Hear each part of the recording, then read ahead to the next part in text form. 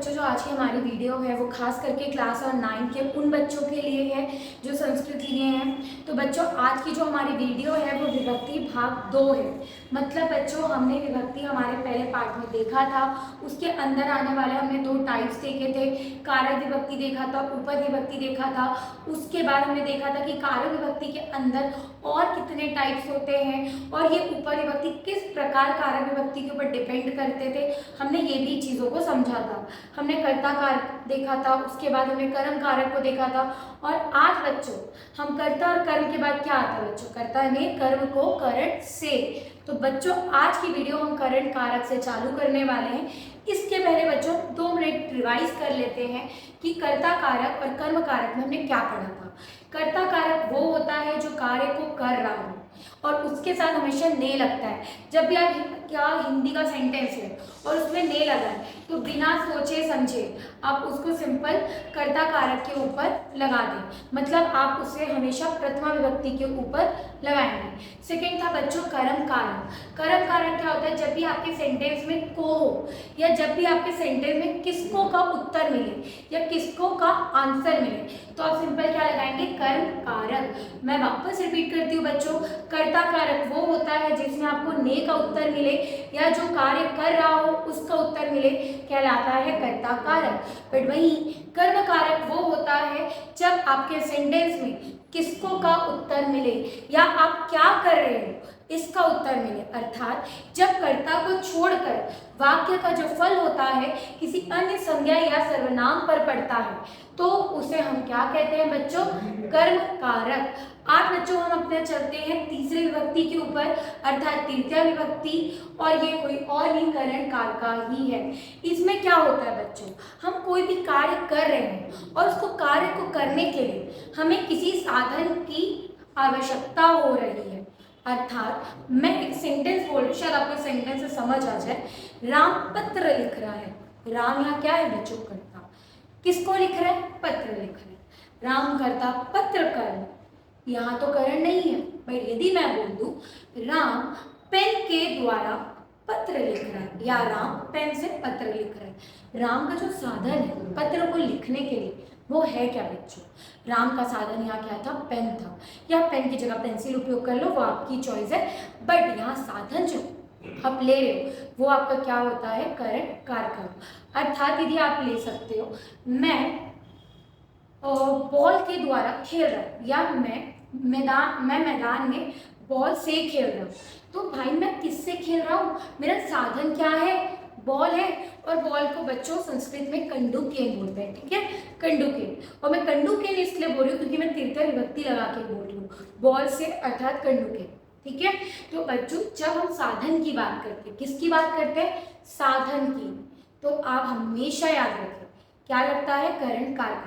इसका डेफिनेशन बच्चों हमने लिखा है, कर्ता अर्थात कार्य करने वाला जिस साधन से क्रिया करता है वह क्या कहलाता है, करण कारक कहलाता है या करण कारक कहलाता है। और बच्चों हमने देखा था कर्ता ने कर्म को करण से या के द्वारा, जब भी आपके सेंटेंस में से आए या के द्वारा तो आप बिना सोचे समझे क्या लगाएंगे, करण कारक। अभी बच्चों से एक और जगह आने वाला है, वहाँ आप थोड़े से को लेकर कंफ्यूज होंगे तो हम उस चीज़ को वहाँ समझेंगे। बट अभी हमारा जो से है यहाँ वो बता रहा है साधन से रिलेटेड। वो किसको बता रहा है, साधन।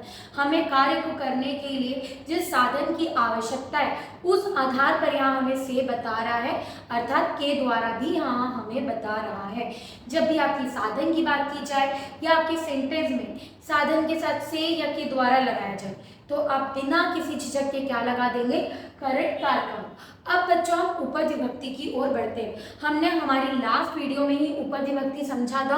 उपद विभक्ति क्या होता है, किसी विशेष पद अर्थात किसी शब्द को देखकर हम ये निश्चित करते हैं कि हमारे सेंटेंस में कौन सी विभक्ति लगेगी, उसे हम क्या कहते हैं बच्चों, उपद विभक्ति।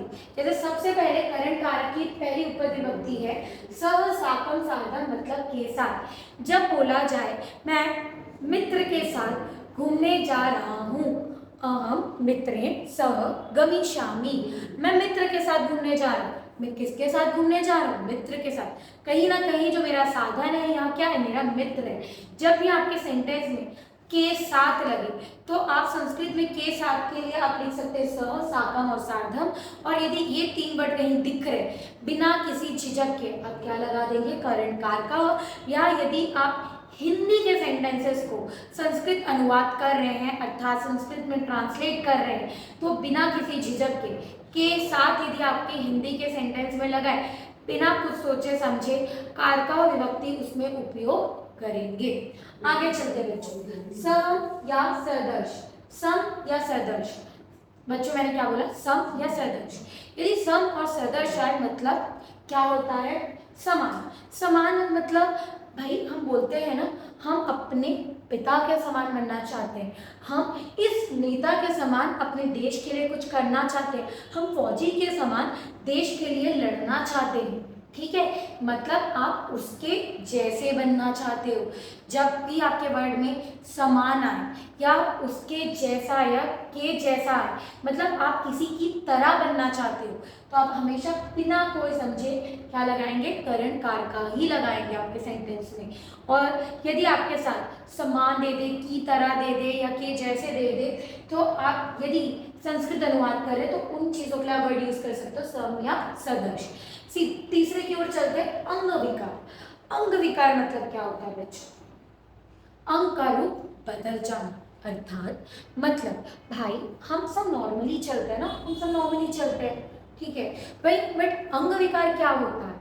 मतलब जो आपकी बॉडी लैंग्वेज, मतलब आपका जो बॉडी पोस्चर है उनका बदल जाना। अर्थात भाई अब मैं फॉर एग्जाम्पल ये चेयर है, मैं इस चेयर को बड़े आसानी से हाथ से ऐसे नॉर्मली उठा रही हूँ और इसको यहाँ रख दी, मेरा हाथ नॉर्मली काम कर रहा है, नॉर्मली मैं चल रही हूँ, मुझे किसी अंग का प्रॉब्लम नहीं है।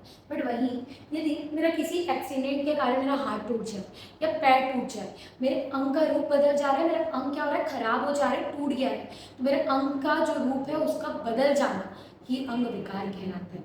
या आप बोल सकते हैं कि कोई व्यक्ति पैरों से नहीं यदि आप सेंटेंस, हाँ मैं नेत्रों के बिना नहीं देख सकता, मैं किसके बिना नहीं देख सकता? नेत्रों के बिना, ठीक है, यहाँ मेरा नेत्र विकार है ना, तो अब भी आप क्या लगाएंगे? करंट कारक। या आप बोल सकते हैं मेरे पैर टूट गए हैं तो मैं चल नहीं सकता, तो भाई यहाँ मेरा पैरों का विकार बताया जा रहा है। मेरा क्या बताया जा रहा है? पैरों का विकार बताया जा रहा है। मतलब जो मेरे पैर हैं वो उनका जो रूप है, जो वो नॉर्मली चल पाते थे, वो नॉर्मल चल नहीं पाएंगे, मुझे किसी लकड़ी का सहायता लेनी पड़ेगी या किसी व्यक्ति का सहायता लेना पड़ेगा चलने के लिए। मैं इस सामान को नहीं उठा सकता, मेरे हाथ क्या हो गए हैं? टूट गए हैं, मेरा अंग, मेरा हाथ टूट गया है, मेरी बॉडी का ही हिस्सा है मेरा हाथ। जब भी आपका अंग विकार बताया जाए तो आप बिना सोचे समझे हमेशा क्या लगाएंगे? करंट कारक। मतलब हाथ पैर का बदल जाना या टूट जाना, इससे आपके कार्य में परिवर्तन आ जाना, हमेशा क्या लगता है? करंट कारक ही लगता है। इसलिए मैंने अंग विकार के सामने क्या लिखा है? अंग का रूप बदल जाना, मतलब आपके हाथ पैर पाँव टूट गए हैं। आजकल तो भाई नौजवानी में लोग बहुत तेजी से गाड़ियाँ चलाते हैं और एक्सीडेंट करवा बैठते हैं, एकदम अच्छा खासा आदमी लूढ़ा और लंगड़ा हो जाता है। तो भाई इस टाइप की चीज़ें भी हमें देखने को मिल जाती है, इसीलिए बोला जाता है गाड़ी धीरे चलाए, वरना आपके अंदर भी अंग विकार आ जाएंगे और आप करंट कारक लगाएंगे अपने आप को एक्सप्रेस करने में संस्कृत में। आगे चलते हैं विना। विना मतलब के बिना। विना शायद बच्चों हमने कर्म कारका में भी देखा था, बट यहाँ आपको विना में कंफ्यूज नहीं होना है बच्चों। आप जब भी विना देखते तो आप ये देखिए कि विना किस आधार पर लगा हुआ है।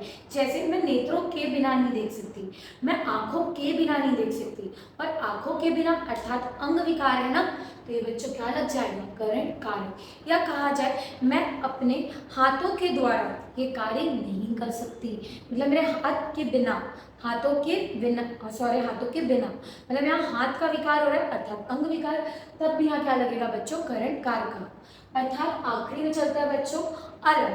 अलम मतलब क्या होता है बच्चों? पूर्ण। मैंने अपनी बात को पूर्ण तरीके से सामने में स्पष्ट किया, पूर्ण तरीके से, मैंने पूर्ण तरीके से सामने वाले से लड़ाई की। तो भाई जब आप सफिशिएंट तरीके से कोई कार्य को कर रहे हो तब आप उसके लिए क्या लगाएंगे, अलग अर्थात पूर्ण। ये था बच्चों करण कारक के आने वाले कुछ उपविभक्ति, जिसको आप केवल सिंपली देख लो और याद कर लो कि ये कुछ उपविभक्ति करण कारक, इनमें से कोई भी वर्ड या इनके अर्थ के आधार पर कभी भी कोई सेंटेंस आता है तो आप बिना किसी झिझक के क्या लगाएंगे, करण कारक। करण कारक वापस से बच्चों में रिवाइज कराती हूँ, बहुत सिंपल होता है। जब भी साधन के बारे में बात की जाए, जब भी आप किसी के साथ जा रहे हो उसके बारे में बात की जाए, कभी अंग विकार के बारे में बात की जाए, यदि आपका हाथ पैर हो गया, टूट गया है, लंगड़े लूले हो गए हो, तब भी आपको हमेशा क्या लगानी है, करण कारक ही लगानी है।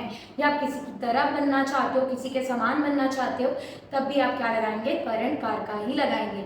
ये सारे चीज हमने कहाँ से सीखा, उपविभक्ति से सीखा।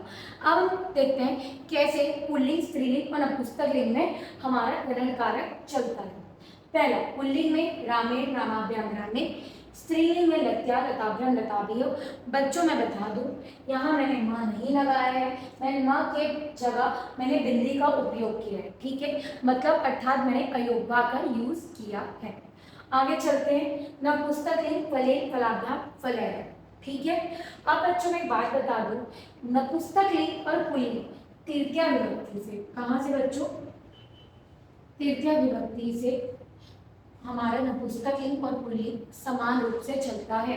देखिए ऊपर में रामेण है तो नीचे में फलेन है, ऊपर में रामाभ्याम है पुल्लिंग में तो इस नपुंसकलिंग में भी फलाभ्याम ही है, रामेण फलेन। तो ये आपको समझ आ गया होगा कि तीसरे विभक्ति से नपुंसकलिंग और पुल्लिंग एक समान चलते हैं। और एक चीज और बता दो बच्चों, मैंने आपको पहले वीडियो में भी रिपीट किया था कि यदि आप विभक्ति अच्छे से समझना चाहते हैं तो प्लीज बार बार बोला जा रहा है बच्चों, लता, राम और फल की शब्द रूपाणी को पढ़ लें। इससे आपको सारे ऑलमोस्ट सारे शब्दों का क्या बन जाएगा कि किस प्रकार वो विभक्ति में बदलते हैं, वो आपको समझने में बहुत आसानी होगी। तो बच्चों ये हमने देखा करण कारक। इसके बाद हम चलते हैं बच्चों हमारी चतुर्थी विभक्ति की ओर, अर्थात संप्रदान कारक। चलिए बच्चों अब हम चलते हैं हमारे चौथे विभक्ति के ऊपर, अर्थात संप्रदान कारक के ऊपर, जिसे हम कहते हैं चतुर्थी विभक्ति है। इसका मतलब क्या होता है बच्चों, जब आप कोई भी कार्य किसी व्यक्ति के लिए कर रहे हो या किसी चीज के लिए कर रहे हो या किसी कार्यक्रम के लिए कर रहे हो, किसी के लिए आप जब कार्य कर रहे हो तो आपका क्या यूज होता है, संप्रदान कारक। अर्थात माँ पुत्र के लिए भोजन लाती है, माँ भोजन किसके लिए ला रही है, पुत्र के लिए ला रही है। मैं अपनी सहेली के लिए पत्र लिख रही हूँ, मैं पत्र किसके लिए लिख रही हूँ, अपनी सहेली के लिए लिख रही हूँ। शिक्षक बच्चों को पढ़ा रहे, शिक्षक परीक्षा के लिए बच्चों को पढ़ा रहे हैं। शिक्षक किसके लिए बच्चों को पढ़ा रहे हैं, परीक्षा के लिए। जब आपको किसी किसी कार्यक्रम के लिए या किसी व्यक्ति के लिए या किसी भी चीज के लिए जब आप कार्य कर रहे हो उसे हम क्या कहते हैं बच्चों, संप्रदान कारक, मतलब संप्रदान कारक इन संस्कृत और चतुर्थी विभक्ति। हम इसके डेफिनेशन को देखते हैं। कर्ता अर्थात कार्य करने वाला, जिसके लिए कार्य करता है उसे संप्रदान कारक कहते हैं। आप जिसके लिए भी कार्य को कर रहे हो उसको आप कौन सी विभक्ति के थ्रू स्पष्ट करेंगे, संप्रदान कारक के थ्रू या अर्थात चतुर्थी विभक्ति। अब बच्चों ने क्या देखा था, कर्ता ने कर्म को करण से संप्रदान के लिए, मतलब संप्रदान के लिए। तो जब भी आपके हिंदी के सेंटेंस में के लिए दिख जाए या आप किसके लिए कार्य करें उसका उत्तर मिल जाए तो आप कौन सा कारक का यूज करेंगे, संप्रदान कारक का यूज करेंगे उन सेंटेंसेस को संस्कृत में कन्वर्ट करने के लिए, ठीक है। अब बच्चों ऊपर विभक्ति की ओर बढ़ते हैं। ऊपर विभक्ति बच्चों मैंने आपको बार बार रिपीट किया है, ऊपर विभक्ति वो विभक्ति होते हैं जो किसी विशेष पद या किसी विशेष शब्द के आधार पर हमारी दृष्टिकोण को क्या करते हैं या हमारी दृष्टिकोण को स्पष्ट करते हैं कि उस पर्टिकुलर वाक्य में या उस पर्टिकुलर सेंटेंस में आप कौन से कारक का उपयोग करोगे। मतलब किसी विशेष पद या किसी शब्द को देकर हम सुनिश्चित करें कि हमारे वाक्य में कौन से प्रकार के कारक लगेंगे, उसे क्या कहते हैं, उपद विभक्ति। जैसे सबसे पहले बच्चों जब भी आपका धातु यच की बात हो, यच मतलब बच्चों होता है लाना, बट यदि यच इन द सेंस बच्चों यच जैसे माँ बच्चे के लिए दूध लाती है, माँ किसके लिए दूध ला रही है? बच्चे के लिए। माँ दूध किसको दे रही है? बच्चे को। जब भी आपका धातु यच का उपयोग हो, अर्थात आप किसी को कोई चीज दे रहे हो, ठीक है, या किसी के लिए कोई चीज ला भी रहे हो बट उसे उसको दे रहे हो, मतलब यहाँ जो यच है आप मैंने उसको इस आधार पर यहाँ यच लिखा है। यच मतलब एक यच मतलब बच्चों होता तो लाना ही है, यच मतलब बच्चों होता तो लाना ही है।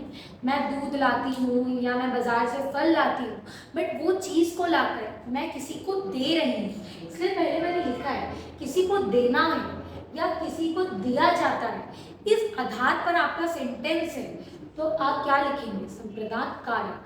अर्थात जैसे माँ बच्चे के लिए दूध लाती है, ठीक है, माँ तो दूध ला रही है अर्थात आप एच धातु यूज करोगे, बट माँ वो दूध को किसको दे रही है? बच्चे को दे रही है। माँ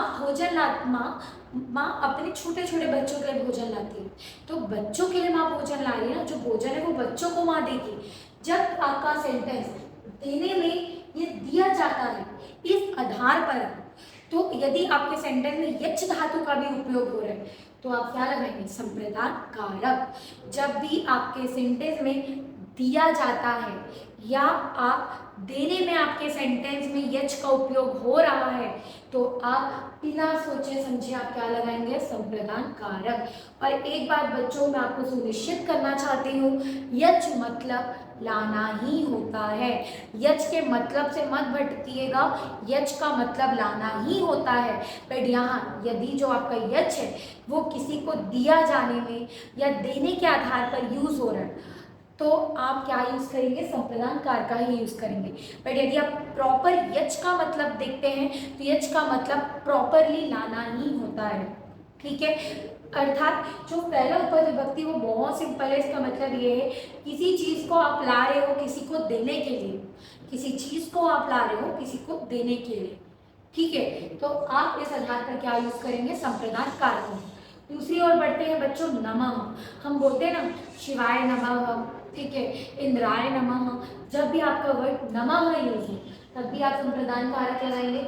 रुच मतलब किसी चीज को करने में आपकी रुचि हो या आपकी पसंद हो तब भी आप क्या यूज करेंगे? संप्रदान कारक। कोई चीज करने में को मजा आता है, मैं अपने मजे के लिए वो कार्य करती हूँ ना, रुचि के लिए कार्य करती हूँ, तो भी रुचि हो या पसंद हो आप क्या करेंगे? संप्रदान कारक का यूज करेंगे। चौथा बच्चों स्वाहा, इंद्र स्वाहा, ठीक है, जब भी आप शिवाय स्वाहा, मतलब शिवाय स्वाहा तो नहीं बोला जाता, इंद्र स्वाहा बोला जाता है या अग्निदेव को स्वाहा किया जाता है, तो इस प्रकार भी आपका वर्ड स्वाहा का उपयोग हो रहा है तब भी आप क्या यूज करेंगे? संप्रदान कार का ही उपयोग करेंगे। बट बच्चों मुझे ऐसा लगता है आप थोड़ा सा सही बट ये वाले में थोड़े कंफ्यूज हुए हैं, तो बच्चों एक बार मैं पहले वाले उपविभक्ति को रिपीट कर देना चाहती हूँ। यच का मतलब बच्चों नो डाउट लाना ही होता है। यच का मतलब बच्चों नो डाउट लाना ही होता है। मैं यहाँ यच का मतलब नहीं चेंज कर रही हूँ, बट यदि आप किसी चीज़ को ला रहे हो, अर्थात चलो मैं ये डस्टर है, मैं ये डस्टर को ला रही हूँ, ठीक है, ये डस्टर को ला रही हूँ, हो सकता है यहाँ कोई और व्यक्ति खड़ा हो, मैं ये डस्टर उसको दे रही हूँ, मैं ये जो डस्टर लाई हूँ उस व्यक्ति को देने के लिए नहीं हूँ ना, मेरा जो यहाँ इसको लाना हुआ है वो किसको देने के आधार पर हुआ है ना, इसीलिए मैंने क्या लिखा? देने में या दिया जाता है। आप कोई भी चीज़ को ला रहे हो किसी व्यक्ति को देने के लिए या किसी चीज़ को किसी को भी देने के लिए, इस आधार पर यदि यच उपयोग होता है तो भी आप संप्रदान कारक यूज करेंगे। यदि यच नहीं भी यूज होता है और आप किसी व्यक्ति को कोई चीज़ दे रहे हो तब भी आप क्या यूज करेंगे? संप्रदान कारक। किसी को देना मतलब संप्रदान कारक। यदि उसमें आप ये भी स्पष्ट कर रहे हो आपके वाक्य में कि आप किसी चीज को ला रहे हो फिर दे रहे हो तो भी आपका संप्रदान कारक का उपयोग होगा। ये चीज आप निश्चित कर ले, ठीक है। आगे चलते हैं बच्चों, चतुर्थी विभक्ति में किस प्रकार पुल्लिंग स्त्रीलिंग नपुंसकलिंग चलता है। यहाँ पे चतुर्थी आएगा, वापस से बच्चों पुल्लिंग और नपुंसकलिंग चतुर्थी में भी एक प्रकार से चलते हैं, सेम चलते हैं, पुल्लिंग और नपुंसकलिंग। तृतीया में भी सेम चल रहे थे, चतुर्थी में भी सेम चलेंगे। पुल्लिंग देखते हैं, रामायण रामाभ्याम रामेभ्य चलेगा। स्त्रीलिंग लताय लताभ्याम लताभ्यः चलेगा। उसके बाद नपुंसकलिंग, नपुंसकलिंग मैंने बोला था बच्चों, पुल्लिंग और नपुंसकलिंग सेम चलता है, रामायण फलम रामाभ्याम फलाभ्याम रामेभ्य फलेभ्य। ठीक है, इस प्रकार बच्चों हमने क्या देखा, चतुर्थी विभक्ति। एक बार वापस शॉर्ट में रिवाइज करते हैं। चतुर्थी विभक्ति आप जिसके लिए कार्य कर रहे हो, किसी भी व्यक्ति के लिए कर रहे हो, या किसी कार्यक्रम के लिए कर रहे हो, या किसी चीज के लिए कर रहे हो, नो डाउट क्या आएगा, संप्रदान कारक। किसी चीज को दे रहे हो या कोई चीज ला कर किसी को दे रहे हो तो भी संप्रदान कारक आएगा। नमः या स्वाहा का उपयोग कर रहे हो तो भी आपका क्या आएगा, संप्रदान। कोई चीज को करने में आपको मजा आ रहा है, आनंद आ रहा है, तो भी मतलब आपका रुचि अर्थात रुचि या पसंद के बारे में जब आपकी बात की जाए तब भी संप्रदान कारक आएगा। अब बच्चों अब हम चलते हैं पंचमी विभक्ति की ओर अर्थात अपदान कारक की ओर। बच्चों अब हम चलते हैं हमारे पांचवी विभक्ति के ऊपर अर्थात अपदान कारक के ऊपर। इसमें क्या होता है, इसको हम पंचमी विभक्ति में काउंट करते हैं बच्चों। अपदान मतलब क्या होता है, कर्ता ने कर्म को करण से संप्रदान के लिए अपादान से अलग होना। जब भी आपके अलग होने की बात की जाए, ठीक है, देखो मैंने आपको बोला था ना बच्चों, जब मैं आपको करण करवा रही थी तो मैंने आपको यहाँ स्पष्ट बोला था कि आप एक जगह और से पढ़ेंगे। हमने करण में जो से पढ़ा था, मैं आपको बता रही हूँ बच्चों, हमने जो करण में से पढ़ा था वो साधन के लिए पढ़ा था। ये किसके लिए पढ़ा था, हमने साधन के लिए पढ़ा था। बट अपादान में जो हम से पढ़ते हैं, हम जो अपादान में से पढ़ते हैं वो अलग होने के विस्तार पर पढ़ते हैं। मतलब कोई चीज एक से अलग हो रही है, कोई चीज एक समान मतलब कोई चीज दूसरे चीज से अलग हो रही है। जब हमें अलगाव का बोध हो या अलग होने का बोध हो तो हम किसका उपयोग करते हैं बच्चों, अपादान कारक। अपादान कारक क्या होता है बच्चों, जब अलग होने की बात की जाए, जब किसकी बात की जाए, अलग होने की बात की जाए तो हम क्या कहते हैं बच्चों, अपादान कारक। इसीलिए क्या बोला जाता है, कर्ता ने कर्म को करण से संप्रदान के लिए अपादान से अलग होना। जो करण था वो साधन के लिए बात करता है, बट अपदान में जो से लगता है वो अलग होने के बारे में बात करता है। ठीक है, चलिए बच्चों अब इसका हम डेफिनेशन पढ़ते हैं। अपदान कारक पंचमी विभक्ति हो, वाक्य में संज्ञा या सर्वनाम के जिस रूप से एक वस्तु का दूसरे वस्तु से अलगाव मतलब अलग होने की बात हो, अलग होने का बोध हो, उसे अपादान कारक कहते हैं। आप किसी वस्तु से अलग हो रहे हो, अर्थात एग्जाम्पल के थ्रू समझते हैं। मैं विद्यालय से घर जा रही हूँ, मैं कहाँ से घर जा रही हूँ, विद्यालय से। मैं विद्यालय से क्या हो रही हूँ, अपने आप को अलग कर रही हूँ। विद्यालय कहीं और है, मैं अब अपने घर तरफ जा रही हूँ। मैं और विद्यालय अलग अलग हो रहे हैं। जब आप किसी चीज से अपने आप को अलग करो, या पेड़ से फल गिर रहे हैं, पेड़ से फल अलग अलग हो रहे हैं, तो इस वे पे आप किसका यूज करोगे, अपादान कारक का। ऊपर विभक्ति बच्चों वापस से वही कोई स्पेशल वर्ड जो आपको बता दे कि इस सेंटेंस में कौन सी विभक्ति लगेगी, उसे उपद विभक्ति कहते हैं। जैसे अपदान कारक में सबसे पहली उपद विभक्ति होती है भी, मतलब भय। जब आप किसी डर की बात करो, मुझे इससे डर लग रहा है, मुझे उस चीज से डर लग रहा है, जब आप किसी डर के बारे में बात करो तो अपदान कारक का यूज होता है भी अर्थात भय के लिए। और इसका हम सेंटेंस में विभेति करके देखते हैं। विभेति मतलब बालक मान लो किससे डरेगा, सोचो सोचो सोचो सोचो सोचो, वान, चलो बंदर से डराते हैं, तो बालक वानरा विभेति, सॉरी विभेति। ठीक है, मैंने क्या बोला, राम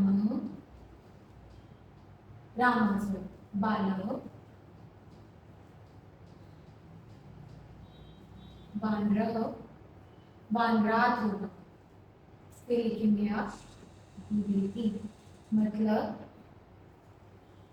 जो बच्चा है वो बंदर से डर रहा है, तो बालक वानरात विभेति। विभेति मतलब जब डर के बारे में बात की जाए उस केस में हम क्या लिखते हैं, डर के लिए हम अपने धातु रूपाणी में विभेति का यूज करते हैं। जैसे कि मैंने उसका आपको एक सेंटेंस में निकाल के दिखाया है, बालक वानरात विभेति। विभेति मतलब डर, भय, मतलब बच्चे को बंदर से डर लग रहा है। ठीक है, जब भी डर की बात की जाए, भय की बात की जाए तो विभेति का उपयोग करते हैं आप एज अ धातु के फॉर्म पे। और कभी भी आपको भी दिखे या आपके हिंदी के सेंटेंस में डर की बात की जाए, भय की बात की जाए, तब भी आप बिना कुछ सोचे समझे अपादान कारक का यूज करेंगे हिंदी के सेंटेंस को संस्कृत अनुवाद करने में। या आपका संस्कृत में फिलअप्स आ गया और वहाँ विभेति दे दिया गया एज अ धातु या भी दे दिया गया, तो आप बिना सोचे समझे आप अपना कौन सा कारक का यूज करेंगे, अपादान कारक का। सेकंड, अलग होना, मैंने आपको पहले ही बता दिया, इस चीज को स्टार्टिंग में ही समझा दिया। जब भी अलग के आधार पर बात की जा रही हो तो आपका अपादान कारक ही आएगा। जैसे फॉर एग्जांपल पेड़ से पत्ते गिर रहे हैं, तो पेड़ से पत्ते गिर रहे हैं तो वृक्षात पत्रम, सॉरी वृक्षात पत्राणि पठती, मतलब पेड़ से पत्ते गिर रहे हैं, सॉरी, तो वृक्षात पत्राणि पठन्ति। ठीक है, यह मतलब मैंने क्या बोला, देखो पेड़ से मतलब वृक्षात पत्राणि पठन्ति।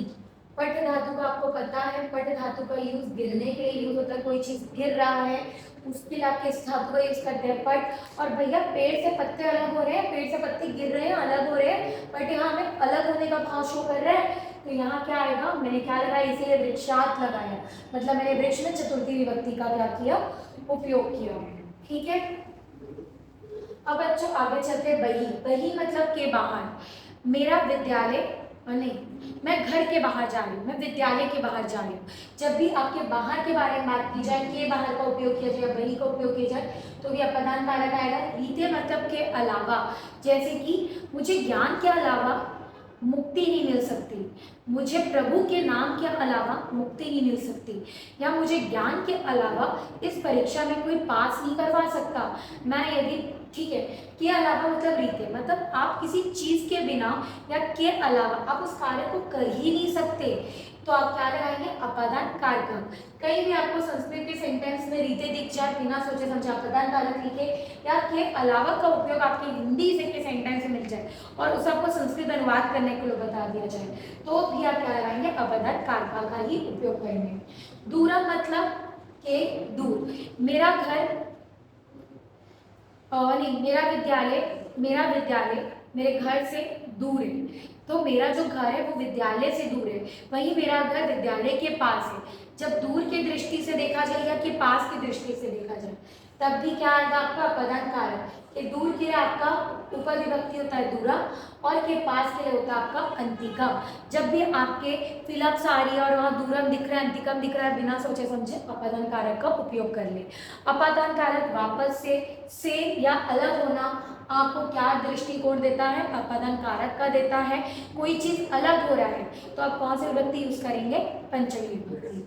ठीक है, अब हम देखते हैं कि इसका पुल्लिंग स्त्रीलिंग नपुंसक में किस प्रकार यूज है। पुल्लिंग रामात रामाभ्याम रामेभ्यः, स्त्रीलिंग लताया लताभ्याम लताया लताभ्याम लताभ्यः, नपुंसक लिंग में फलात फलाभ्याम फलेभ्यः। आपको वापस रिपीट कर दूं, पुल्लिंग और नपुंसक एक बराबर चलते हैं। पंचमी विभक्ति में भी पुल्लिंग और नपुंसक लिंग सेम चलते हैं।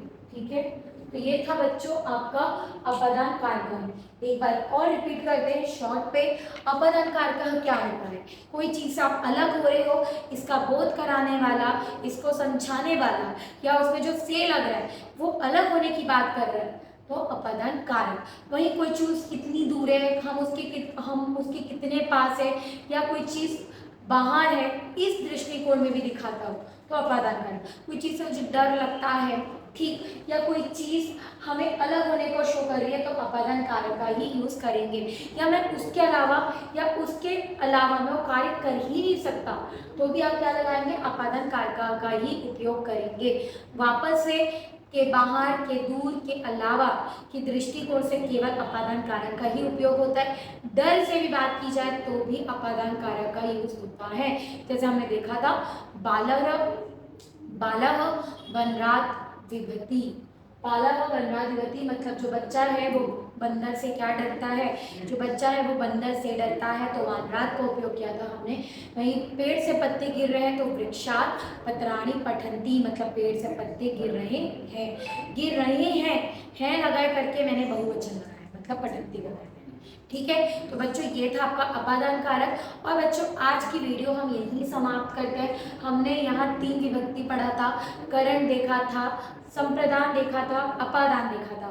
करण और अपादान में क्या अंतर होता है हमने वो भी देखा। करण में जो से लगता है वो साधन को शो करता है, अपादान में जो से लगता है वो अलग होने को शो करता है। तो हमने आज 3 विभक्ति देखी है।